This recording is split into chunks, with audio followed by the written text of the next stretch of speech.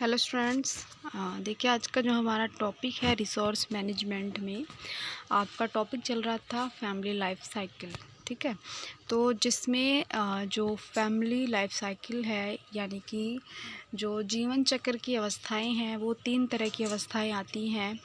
तो जिसमें मैंने आपको जो सेकंड स्टेज आती है या जो दूसरी अवस्था होती है जिसे हम विस्तृत अवस्था कहते हैं, तो उसके बारे में मैंने बताया है।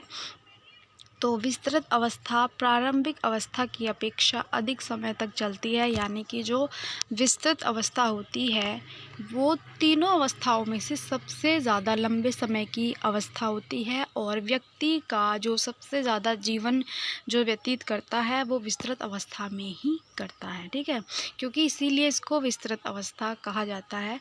तो प्रारंभिक अवस्था की अपेक्षा जो है विस्तृत अवस्था या द्वितीय अवस्था बहुत ज़्यादा अधिक समय तक चलती है, यानी कि लगभग व्यक्ति का आधे से ज़्यादा जीवन विस्तृत अवस्था में ही जाता है। तो ये प्रथम शिशु के जन्म से बच्चों के घर छोड़ने तक का समय रहता है, यानी कि जब नव दंपत्ति होते हैं और उनकी संतान उत्पत्ति होती है, जब पहला शिशु जन्म लेता है तब से लेकर के और जब तक उस बच्चे का घर छोड़ने का समय, यानी कि उसमें चाहे उस बच्चे का पालन पोषण हो, शिक्षा हो, हर एक चीज़ की बच्चों को सुविधाएं दी जाती है। उनकी एजुकेशन है, उन्हें समाज में रहने के तौर तरीके हर एक चीज़ सिखाई जाती है और सबसे पहली पाठशाला उनका घर ही होता है। तो उन्हें घर में ही सबसे पहले उनके पेरेंट्स उन्हें बताते हैं।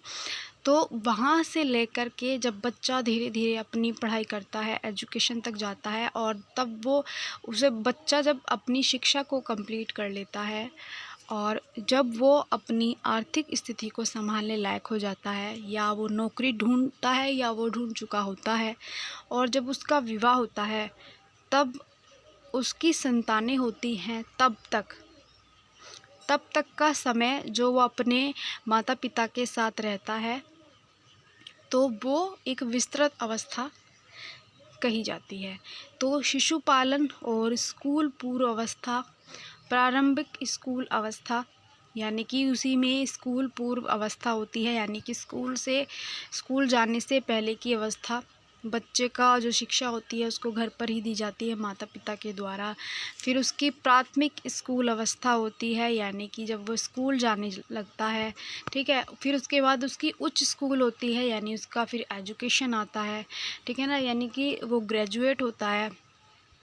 और कुछ परिवारों में, हालांकि आज के समय में हर परिवारों में महाविद्यालय अवस्था, यानी कि उसकी जो पीजी है वो पूरी कंप्लीट करता है। और यदि परिवार में एक से अधिक बच्चे हो तो परिवार में एक साथ 2 या 3 उपअवस्थाएं चलती हैं। ठीक है, तो जो ये अवस्था का टाइम होता है, यानी जो द्वितीय अवस्था होती है, यह अवस्था कम से कम बच्चा जब जन्म लेता है तब से और 20-25 वर्ष, यानी कि जब तक वो अपना जो है ग्रेजुएट होता है, जॉब करता है, विवाह होता है, तब तक, यानी 20-25 साल जो है या वर्ष चलती है। तो सबसे लंबे समय इस अवस्था का होता है। तो जिसमें बच्चों का पालन पोषण होता है, शिक्षा होती है और बहुत सारे ऐसे कार्य होते हैं जिसमें बच्चों की हर एक देख रेख, हर एक चीज़ें सिखाई जाती हैं, उन्हें कुछ जिम्मेदारियां भी बताई जाती हैं, सिखाई जाती है। तो इसमें ऐसे बहुत सारे कार्य होते हैं।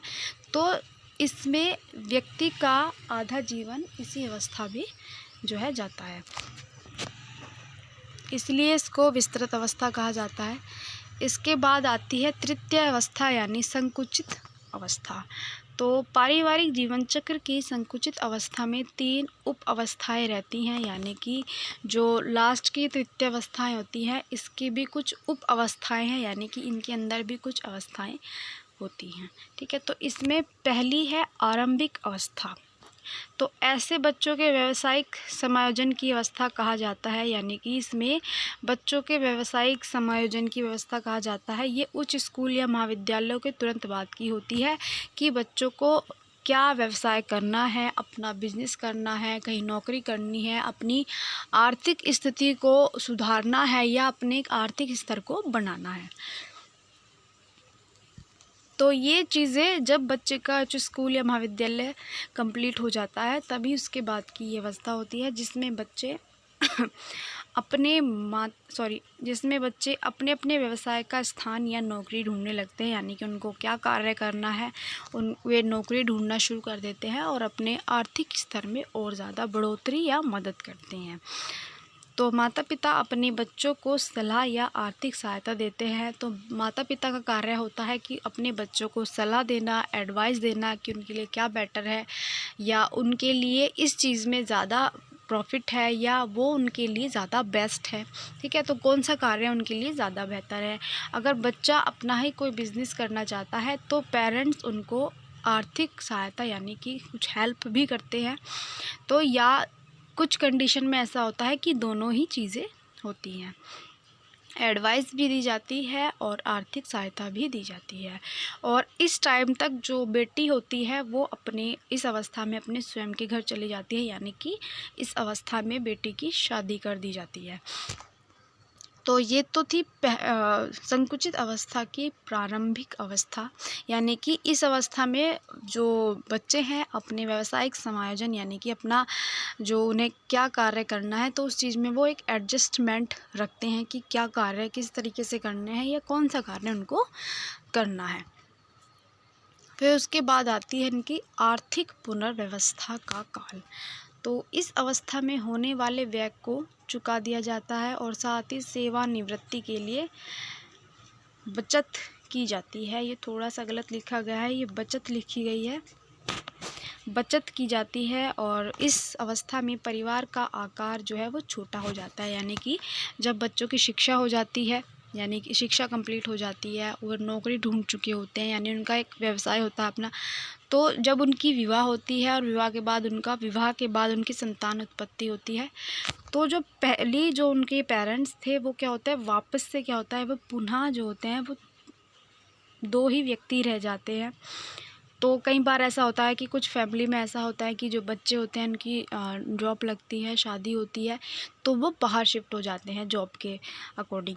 तो क्या होता है कि जो उनके पेरेंट्स हैं वो वापस से क्या होते हैं दो ही रह जाते हैं और उनकी जो फैमिली है, फैमिली में जो सदस्यों की संख्या होती है या परिवार का जो आकार होता है वो छोटा हो जाता है तथा आवासीय व्यय में भी कमी हो जाती है। तो ये इसकी दूसरी स्टेज है।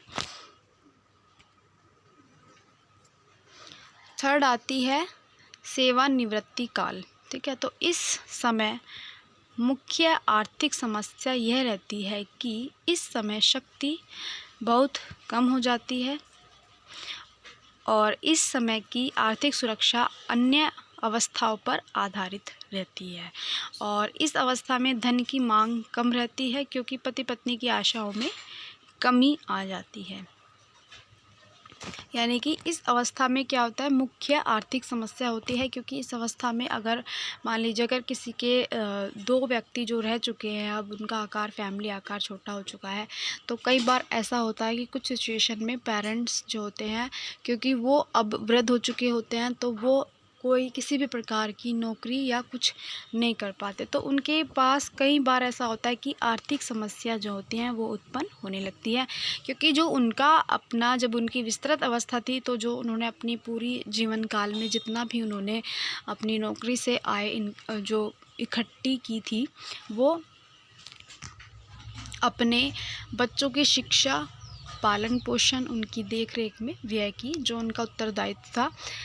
तो जब उन वृद्ध अवस्था में आते हैं तो कुछ हद तक जो होता है उनकी आर्थिक स्थिति जो होती है वो एक मुख्य समस्या बन जाती है क्योंकि जितना भी व्यय होता है वो लगभग जो होता है अपने बच्चों के ऊपर लगा चुके होते हैं। उनकी विवाह है, उनका शिक्षा है, तो ऐसी बहुत सारी चीज़ें होती हैं जिनमें जो इनकम होती है वो सारी उन्हीं चीज़ों पर लग जाती है। तो इस समय की आर्थिक सुरक्षा अन्य अवस्थाओं पर आधारित रहती है यानी कि जो उनकी संतानें होती हैं वो आर्थिक सुरक्षा के लिए वो उनके ऊपर डिपेंड रहते हैं कुछ सिचुएशन में। और इस अवस्था में धन की मांग कम हो जाती है यानी कि जो इनकम है उसकी डिमांड जो होती है वो कम हो जाती है। क्योंकि एक तो फैमिली मेम्बर्स कम हो चुके हैं, दूसरी चीज़, इतनी आवश्यकताएं नहीं रही क्योंकि संतानों का पालन पोषण हो चुका है, उनके एजुकेशन हो चुका है, उनका विवाह हो चुका है। तो उस विस्तृत अवस्था की अकॉर्डिंग इस अवस्था में इतनी ज़्यादा डिमांड नहीं होती धन की, यानी कि उनकी इतनी आवश्यकताएं नहीं होती, उन्हें इतनी ज़्यादा नीड नहीं होती। तो धन की जो मांग होती है वो कम रहती है, क्योंकि उस अवस्था में जो मांग थी वो ज़्यादा थी और इस अवस्था में मांग, जो डिमांड है उनकी कम हो चुकी है। और कुछ हद तक जो उनकी आशाएं हैं, जो इच्छाएं हैं होती हैं, वो बहुत ज़्यादा कम हो जाती है। तो इस समय ऐसी रुचियों को विकसित करना चाहिए इन व्यक्तियों को, जो कि कम शक्ति में पूर्ण की जा सके। तो स्टूडेंट्स, तो आज का जो हमारा टॉपिक है फैमिली लाइफ साइकिल, वो आज यहाँ पर कंप्लीट हो चुका है। मैं आपको नेक्स्ट वीडियो में नेक्स्ट टॉपिक बताऊँगी।